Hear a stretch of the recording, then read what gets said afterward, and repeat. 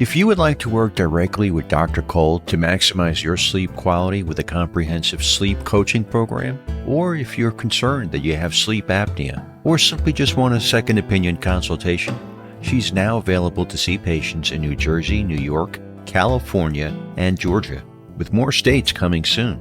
Please visit oak.care/sleep for a complete list of telemedicine services with transparent pricing. You deserve rapid access to quality sleep care with a physician you can trust to have your back every step of the way on your journey to better sleep.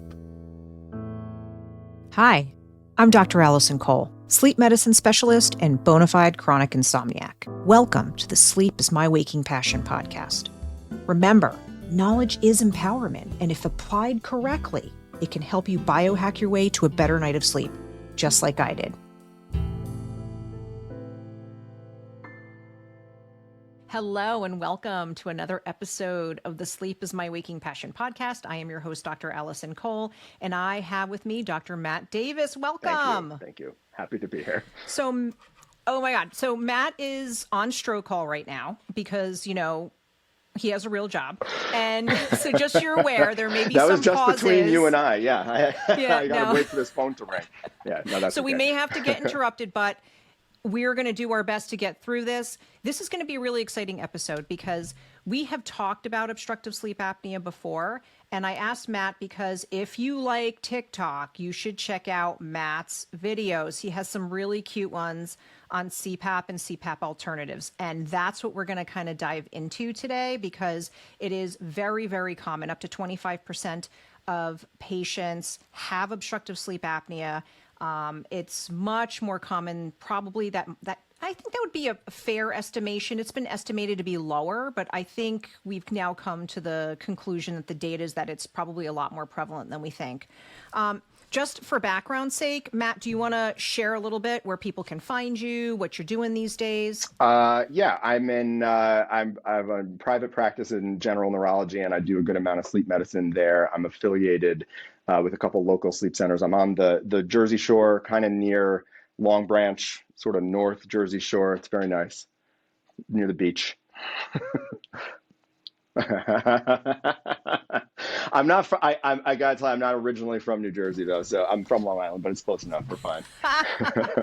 And Dr. Davis trained at University of Maryland, so his background is there. Yes. And I love meeting people from like all sorts of training backgrounds. I went to Tufts for medical school, and then I took off and then trained in Los Angeles. So I was at Cedars. So was your sleep fellowship through pulmonary? So yes, in a way. So yeah. Pulmonary critical care was Cedars, and then Cedars and UCLA, they have an interesting relationship. And so I really was more at the West Los Angeles VA hospital and UCLA for sleep. But, when I was in pulmonary, I rotated through the sleep clinic anyway. So it was one of those things where it was just like a continuation of what I did in pulmonary fellowship a bit. The reason I mentioned that is that, I think a lot of us who do sleep, sort of the multidisciplinary aspect of it is what I think drew at least me to it, in that, maybe I get bored a little easily and I like doing things that have other components. And as a neurologist, there's a good amount of neurology in sleep, but I like that there's airway stuff. I like that there's ENT stuff. I like that there's some psych stuff going on with sleep. So, that's kind of what drew me to it. And my point was going to be that my fellowship actually was through a pulmonary department at University of Maryland. And I found that really, really valuable because that's the stuff that, I wasn't as familiar with. So it's nice. I agree with you. It's nice to talk to people from different backgrounds, and it's nice that we're all kind of coalescing in this field that we all like. Yeah. Exactly. So we're going to get started. So talking about obstructive sleep apnea and, sort of our gold standard treatment, which is CPAP. So can you tell everybody kind of a little bit about like CPAP, what it is and how it differs? Sure. I always get this question, CPAP, what's this APAP? What's the difference? Maybe we can go over that. All right. Yeah. No, and I'll explain it the way I explain it to patients, because it is kind of not, and people know of it, but they don't quite understand what the purpose is. And so what I tell patients is the whole point here is that your airway is closing, it's weakness. As you get older, things just kind of loosen and get more fatigable, and things collapse as you sleep. And the whole goal is how do we keep that airway open? And it's just air pressure. It's just your airway's closing, and we just want to pressurize it. So you have to have a mask that forms a seal, and it's just using air pressure to mechanically hold everything open. I think I read someone used one of the textbooks or somewhere uses the term pneumatic stent, which I kind of like that as a explanation of what CPAP is doing. And the thing you always have to tell patients is this. Only in select cases, you don't really use oxygen here. This is just air. It is just air pressure. There are cases you have to add oxygen, as you well know, but usually it's just air and air pressure. And so, yeah, what's really the difference between a CPAP and an APAP? Now they're pretty much the same machine anyway. I mean, I feel like every machine now has an auto-PAP capability. But it's just to titrate the air pressure. How much pressure do you really need to keep your airway open? And we set it at a range and find what that number is. And sometimes we'll set it to that range, and that's the continuous part of the CPAP, or we leave it on auto, and that keeps it as an APAP. But they're essentially the same thing. The big mystery, I find it, how does the machine know, right? How does the machine really calculate residual apneas? How does it know when to go up or down? I have theories on why that is. I speculate it's due to air pressure changes and volume changes. You probably can explain it better as a pulmonologist, but I haven't had any of the CPAP companies divulge that. I think it's proprietary, how Yes, it's making that calculation. Yeah. That's definitely been my impression, is that some of it may be that they can detect whether or not the flow has diminished enough. Right.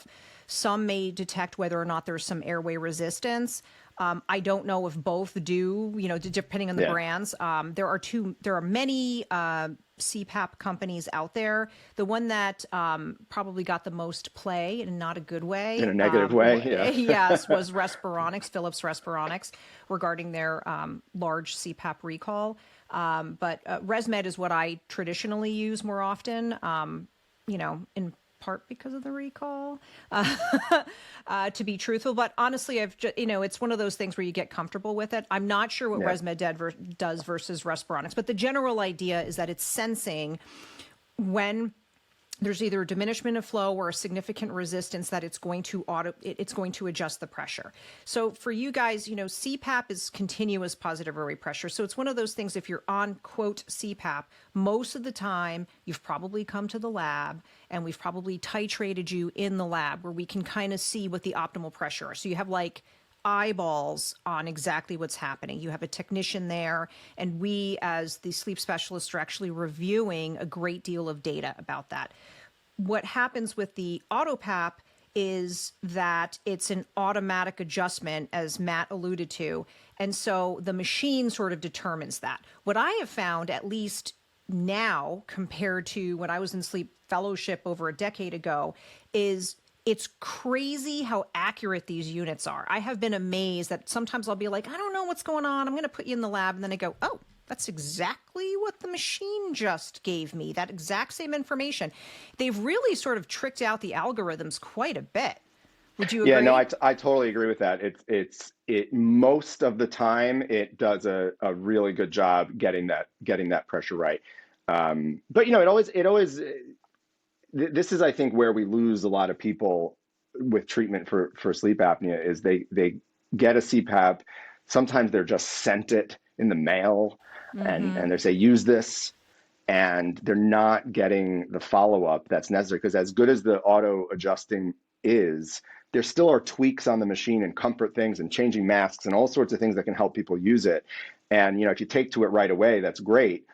But if you don't, there's sometimes the simplest little fixes on the settings of the machines from people like us who know how to do that, really can make all the difference in helping someone use it. So yeah, no, I agree. The machine does a really pretty good job of finding the pressure, but the comfort, little tweaks that we do, I think, is a really important part. A lot of patients aren't getting that, unfortunately. And I would say about what I remember was like sort of like the rule of threes in fellowship. Like a third of patients are going to take to it right away. Another third are going to benefit from it, but it may take maybe 3 or 6 months to really get adjusted. And then some never do. So the general statistics, I just found a fairly recent study that it's interesting because, and it kind of depends. Like I felt like I had a very good rate of compliance, and I think it can be institutional and sort of differ. Yeah, and I how agree you with that. define compliance, kind of depends on like, okay, if they didn't do this, they were willing to do an alternative. So that sort of counts as compliance. But the general rule of thumb, and really, unfortunately, the data hasn't improved despite, how fancy these machines are these days. It's still sort of like the basics from, 15 years ago. It's about 60% compliance. So you're still going to miss like 30 to 40% of patients are going to be like, dude, this isn't for me. Get away from me with this thing. And there's all sorts of reasons for that. They can't get the right mask, etc. I've used one personally. I diagnosed myself with very mild apnea, and I got myself a CPAP, and I was one of those. Yeah, I used it for a little bit and just I could use it, but there had to be a better way, and so I treat myself with an alternative. Yeah. So you having your gorgeous beard that you have, that This was is pre-beard. Yeah, this was pre-beard. pre-beard. But no, you make a fair point though. That is an issue. Yeah.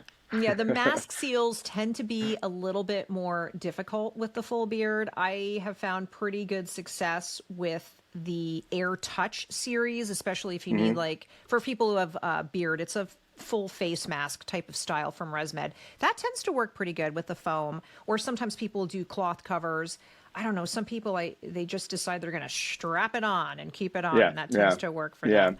No, and I, it's situations like that. I think much like this whole discussion, I think everything's on the table. How we treat it doesn't nearly matter to me as much as that it's treated. And so, generally we'll tell people who like open their mouth to not use nasal masks, for example. But someone who has a full beard not getting a good seal, I'll say, you know what? Let's try a nasal mask with a strap or a chin strap to keep their mouth closed. I think that's where we as sleep specialists are just experiencing. We're not doing anything magical here, but we're just listening to what the issues are with the machine and can make those kinds of adjustments and little suggestions that can make people more successful. But yeah, there are those people who just can't do it. Yeah. So if you guys are wondering, hey, what's the best mask for me? It's really the one that you're willing to use, is what I say. If you want statistics, I would say the general rule of thumb is that the nasal, a smaller mask that's not the whole vein, type of style, tends to be the more successful, I believe, in the literature. So, but again, is that, I didn't even know that there was data on that. That's interesting. Yeah, I'm pretty sure that there's data that a nasal apparatus is going to be sort of your like best bet. But at the end of the day, it's like, listen, if you need a full face and you're comfortable with it, then use a full face. Yeah, that's cool. whatever if you works want little for you. nasal pillows, if you want a tube on top of your head or in front Have you of ever seen the total face mask? Yes. I've had to use it. Yes, I used to show it to people almost as a joke, but just maybe a month ago, I actually have someone using it now, and it was the right thing for them. It's very interesting, but it was the right one for them. Yeah. So you have the neuro hat, and I have the Pulm Crit hat. So with my pulmonary background, I can tell you the time I've used the helmet full style, it was unfortunately in the hospital, a patient where I really needed to do the best we could to ventilate him, and it was like the only way it would work. But I was just like, oh my God, that pressure going into their eyeballs, even like. I'm with you. I mean, it seems like this was not be the right thing for everybody, and it isn't. But yeah, I don't recall exactly what the circumstance was. I think he just could not tolerate anything on his face. It was like almost a very specific claustrophobia. You'd almost imagine like the total one would be worse, but just didn't like things here. So it's working. It's doing the job. So that's the point. It's nice to have all these options. And, some people, I've had this question, you may have gotten this too. Hey, well, if there's a difference between CPAP and APAP, is one really better? And so I actually look this up because I was like, let me find out if there's actually any, data on this. And there is, believe it or not. And so I've heard different schools of thought back in the day, like maybe a decade ago. I'd have respiratory therapists see like APAP is crap. You're not getting the full pressure the whole night. But I think there's sort of like pros and cons to it. So I think some people like the idea of the auto adjusting machine. Obviously, for cost effectiveness issues, because you're not doing that in-lab test, when we're thinking of it as doctors, we're going, all right, well, is insurance going to cover this or that? And the bottom line is that insurance really dictates some of our care, even though we can intellectualize all we want, what we think is best for the patient. But we often are basically told you need to try APAP first. The data's pretty good. They're sort of equivocal in that respect. If you look, looking at just sort of like things like blood pressure control and stuff, there doesn't seem to be, a big difference in that. CPAP wise, it looks like, if you're looking at, okay, are we going to get normalization of AHI and all of this? They're kind of similar, though one of the downsides of APAP that's been reported, which makes sense to me, is that because the pressure is kind of tweaking over the course of the night, sometimes I've found with certain patients that may actually wake them up. Like I found that particularly. Have you seen that with like REM related obstructive sleep apnea? Yeah, yes. I think that, meaning you're saying that when their apneas are primarily in REM, that they are waking up more due to the pressure changes. Is that what you're saying? Yes, absolutely. Yes, I think that is a fact. In fact, yeah. And it also, the only question I would have with that kind of data and when distinguishing is that all autopap's not the same either. You're setting a range, and how aggressive is your range? Is your range really tight? Is your range really broad? There's a lot of variables there, but no, absolutely. I have patients tell me that the pressure change, they're noticing it and it's waking them up. Absolutely. Yeah. And then that would cause more sleep fragmentation. And so that's one of the postulations is that you maybe not getting as great an effect as a result of that. But I think, again, it ultimately comes down to what's the patient comfortable with? Because some people hate being on CPAP. Some people are like, hey, I strap it on, I go to sleep in a nanosecond, and my pressure of 18 is just fine for me. And you're like, no ramp, nothing? Yeah, but nothing. They're used to it. It works for them. And they're happy and they feel good in the morning, and they say, hey, this is wonderful. Yeah. All right. So speaking of alternatives to CPAP, you mentioned you use an alternative for your mild sleep apnea. Is it an oral appliance or is it something else? Yes, it's an oral appliance. So I think you probably will agree that that's the most standard alternative. It's the most commonly used alternative. A lot of data for it. In our sleep center, we actually have in-house dentists who do this. Through patients' medical insurance. And many medical insurances, including Medicare, pay for it, which is amazing, actually. But yeah, it does the job for me. I'll tell you a quick thing. I had our dentist make it for me. I'm using it, and you adjust it, right? So you pull out your mandible millimeter by millimeter slowly over time. But I said, I'm the expert here. I'm going to crank this thing out as far as it goes. And that was a mistake. Don't do that. I had a terrible jaw pain. It was not good for me. So I backed off. I let the dentist tell me what to do. And it works well. And there's days certainly where I still wonder, I don't use it for a day. I feel terrible. It's clearly helping me. Kind of moved my teeth a little bit. I think that's kind of the major downside for me, at least, is that it definitely just kind of cosmetically, it kind of shifted my teeth. Also probably my fault because, they make bite correctors for you in the morning where 5-10 minutes after you wake up, you wear this other little piece that kind of puts everything back in place, puts your bite kind of where it should be. And I also kind of just said, I'm not going to use that. And so again, my fault a little bit, but overall, I'm very happy with the results of it. Yeah, it's working well. And the other key thing, since we're talking about it, and this is what they look like, key thing, keep them away from the dogs because the dogs love them. I left mine on my nightstand, and our dog is a little bit of a lunatic. She came bolting upstairs, went right for it. I was in the bathroom, destroyed it. I was mortified. What am I going to? So I went back on CPAP for a month until I could get a replacement. The dogs love them though. Yeah. Be careful. Oh my goodness, that is so funny. So a couple of things. I'm using this as an example, and if you guys check out the YouTube video, you'll be able to see it. This is pink to make it a little bit easier on the camera. This one is just there's many different products out there. I heard like 120 plus or something different brands. I heard that somewhere, but I could be wrong. You may want to fact check me, but I heard there's that many brands of different oral appliances. They're all kind of doing the same thing, but it's crazy. Yeah, it really exploded. Yeah.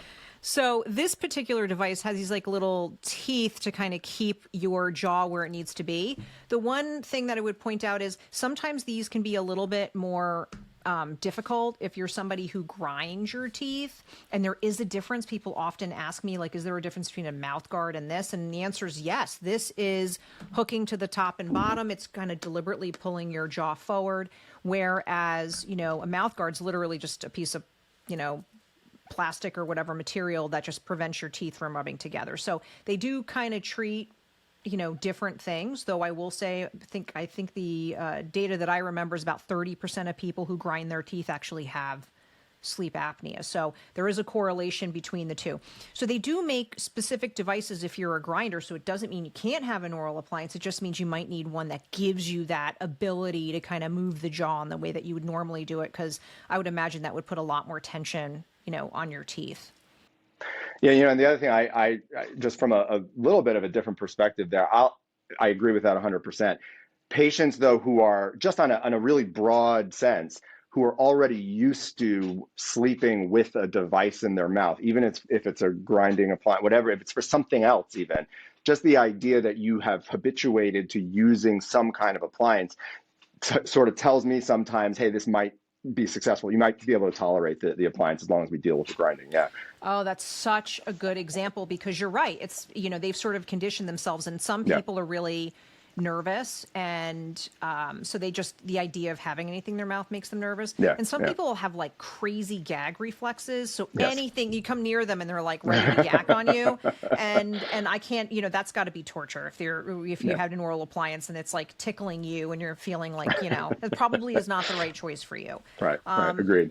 You know, it's even been used in like moderate and sometimes some severe cases, the oral appliances, so we don't rule them out completely.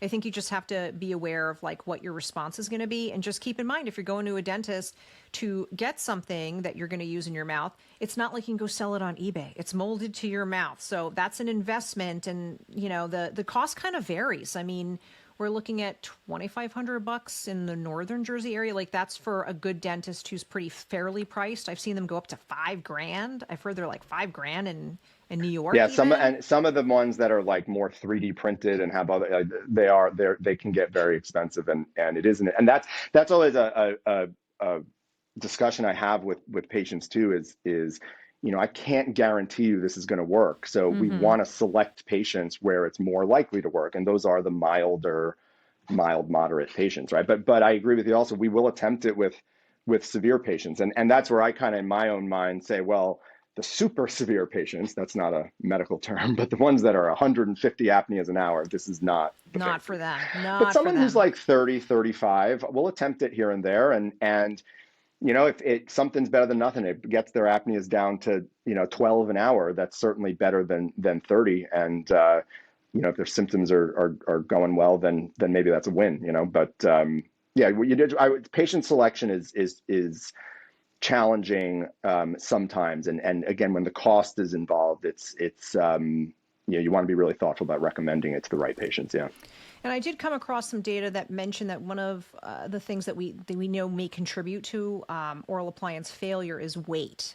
So if you're heavier, it's less likely to work. And it kind of makes sense because your tongue is fatter, your neck is fatter. So you just got more tissue to move out of the way. If you think about, to your point, what's happening, you're just mechanically kind of keeping the jaw and the tissues in a more optimal position to keep your airway more open. So it's sort of like mechanically shifting where the tissues are when you sleep at night. And you may not get all that much bang for your buck if, you know, you've got a 20-inch neck may be ineffective for you. For sure, yes. But you know what's good is I came across some recent literature that basically said, listen, if you take a person who can't, you know, do CPAP, or you even randomize people, here's people on CPAP, here's people on oral appliance therapy, the effect is sort of equivocal, even if the oral appliance therapy is not getting your apnea-hypopnea index, which is the gold standard by which we define mild, moderate, severe OSA, that there's probably something beyond the AHI. One of the postulations has been some people, you'll see them all the time, right? They'll have more frequent events, but their relative drop in oxygen levels is sort of very minimal. Right. And they may benefit more because they don't have that big gradation, whereas a person who, maybe really tanks their oxygen levels, that person you may be, you may want to really consider that. But an oral appliance, I think, would also, that can help with those big fluctuations. So that might be one of the reasons that it's also helpful. But it seems like in terms of, data they have on cardiovascular outcomes and things, it's basically, I think, comes down to one size does not fit all. If you're going to treat something, treat it. And, to your point, get the patient where they need to be for sure. One of the other things I've started tinkering with when it first came out is Excite OSA. So you want to tell everyone about Excite OSA? I'm going to do show and tell while you do that. And I tried this as well, by the way, on myself. So it's an interesting idea. It's actually a great idea. It is essentially electrical stimulation of your tongue muscles during the day. So you're kind of training your muscles, in essence, to be stronger. I mean, I think they make some claims that it's actually changing the type of musculature in your tongue. But the point is you're strengthening your tongue essentially, and you do it 20 minutes a day, I think for 6 weeks. And then thereafter, 20 minutes twice a week, I want to say, as kind of maintenance therapy. And there is data for snoring, yes, and also for mild apnea. I thought they were looking into moderate apnea. I don't know if there's current data on that, but I know there is data for mild apnea. Again, insurance coverage dictates a lot of what we do, and I have not successfully gotten this covered by insurance, so I only have a handful of patients using it, and I think my patients' success mirrors the data that they've published, which is somewhere on the 50 to 60% reduction in AHI in the mild patients, and some people didn't work. In me personally, I don't know that it worked for me, but I think it's because I was simultaneously still using the oral appliance. It definitely felt very strange. It was an interesting sensation, but yeah, again, another very interesting option, and I think the more options, the better. So yeah, and I've had some success with some patients with it. Yeah. So neuromuscular electrical stimulation of muscles in the upper airway, particularly the genioglossus muscle, which is the fancy word for our big tongue. That's a huge muscle in our mouth, guys. So when you are able to stimulate that muscle or exercise it, back in the day, there was a study published in Chest, and it actually described what they did, but they actually taught people exercises to strengthen the tongue muscle and the palate muscles. So even if you can't afford necessarily the Excite OSA, you could literally YouTube videos, look at this old article, which is literally, it feels like it's written in Swahili because it uses such big words. I'm like, this is all anatomy and I don't remember any of this, and I'm going to have to get a dictionary. So not the most practical application, but the idea being that if you could be taught to sort of strengthen your upper airway, you could, if you're committed, actually strengthen. You could do the same thing, but it just takes a lot longer, and you have to be really consistent with it. It's sort of like working out your tongue muscle, if you will. I think there are actually, I probably should have looked this up to say for sure, but I actually think there are a couple apps that guide you through this kind of tongue exercises, if you will, for that same theory for sleep apnea. I think there's a few things out there, but this is also, I think the principle behind why the playing of the didgeridoo. Yes, the has that data. didgeridoo. Yeah. You can also go on Amazon. I think a didgeridoo is like $100 or something. I do not. I play guitar, but not the didgeridoo. I bought this specifically for that purpose, just to try it out. And I even got the How to Play the Didgeridoo book. And every now and then in my office, I'll just start playing. And my partners think there's some weird stuff going on in here, but it's really challenging. You can make a sound, but apparently there's like a breathing technique. They call it circular breathing, where you kind of let air out of your mouth while you inhale through your nose. And mastering that apparently strengthens upper airway muscles in some similar way. Really, really hard to do, though. I could never successfully do it. But yeah, same idea, though. You're going to have to go ingrain yourself into Australian, right. culture in order to really figure that out. and get them to teach me. I don't think they'll be too enthusiastic, but yeah, there is real data for it. A small little study they published many years ago for that. Yeah. And then I think we'll finish up by talking about Inspire therapy. So we're sort of we went from CPAP, APAP, oral appliance, Excite-OSA. So we're sort of like getting less severe, but now we're going to go back to the more severe patient. Inspire therapy, there's been some commercials. I get asked a lot of questions about it. It's really an implantable device here. Do you want to talk to people about that? This is what it looks like. It gets implanted. So this Pacemaker is, pocket. kind of taking it a step higher, because this is a implantable device requiring a surgery, requiring general anesthesia. So, first and foremost, people have tried an appropriate first line therapy, have tried CPAP specifically. So it's essentially a nerve stimulator. It's the ENTs put it in under your skin, usually here. There's two leads that come off. One go to the intercostal muscles to sense chest expansion, and then a second wire that is tunneled under your skin and attaches to a branch of the hypoglossal nerve, which goes to your tongue. And then about a month later, it's activated. And I do the activations and programming in my office. The ENTs, put them in, not all ENTs. And then we start activating it, and you activate it about a month later. And essentially all it's doing is giving a little pulse, usually just to the right side of your tongue. And it kind of just pushes your tongue out of the way. It moves your tongue, and all the kind of upper airway structures that are kind of attached by soft tissue with your tongue to open up space. There's a titration period that can last anywhere from weeks to months to, I think there's some data to say it may even take, up to a year to get it right, to get it totally dialed in.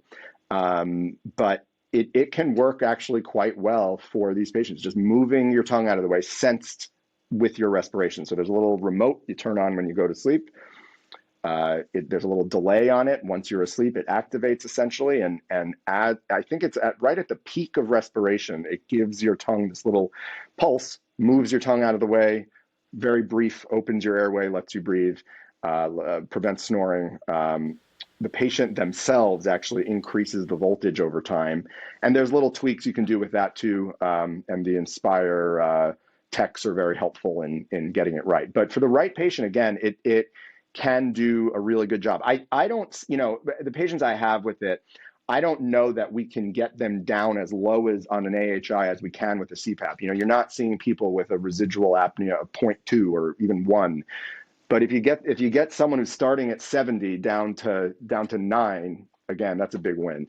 And so they did actually just increase the criteria or change the criteria to allow for a higher body mass index and to allow for a higher starting severity. I think it's up to 100 now. 100 apneas an hour is the high limit now. So a lot of patients are interested, not appropriate for everyone, but again, how it's treated is it's nice to have a lot of options. And in people who it really needs to be treated, it's nice to have these other things. Yeah. So the ENT is one of the steps to determine the airway, which is sort of neat. And I believe that we're going to be able to phenotype better in the future. Yeah. I think we're going to have an easier way to kind of figure out who the right patients are for the right treatments. That's one of the things I love about sleep medicine. It's just always evolving and changing. But one of the things that would happen, guys, is that if you're really interested in this technology, the ENT would arrange for what they call a drug-induced sleep endoscopy. So this is where they try to mimic sleep. It's not exactly the same, but they give you a little Michael Jackson juice, put you to sleep with an anesthesiologist. They watch and see how your airway closes off. So if your airway's kind of closing off on all levels, it's probably not right for you. But if they see that it's closing off in a way where it seems like it's really the tongue that's the issue, it really can help. And I think the first case that we did at my former institution was a young gentleman with pretty bad sleep apnea. He did wonderfully. He was one of the people that was like an outlier because, normally they're like, listen, this helps. You get down to an AHI of 10. I think that was like around the criteria where they were happy. He really fixed him. Yeah. Great. So that was wonderful to see. But to your point, it's like, if it's better and it's better than you having zero treatment. Right. And again, the proof is in the pudding. It's how people feel. And I had, initially, it's been around for a while now. Actually, this is the second generation device, I think, right? I don't think they're on a third one, but I had a little skepticism initially. I don't know if it was patient selection or just the that it was very new. So I kind of shied away initially, but as they gathered more data, and I think as the patient selection got better and as there was more experience doing it, I definitely bought in.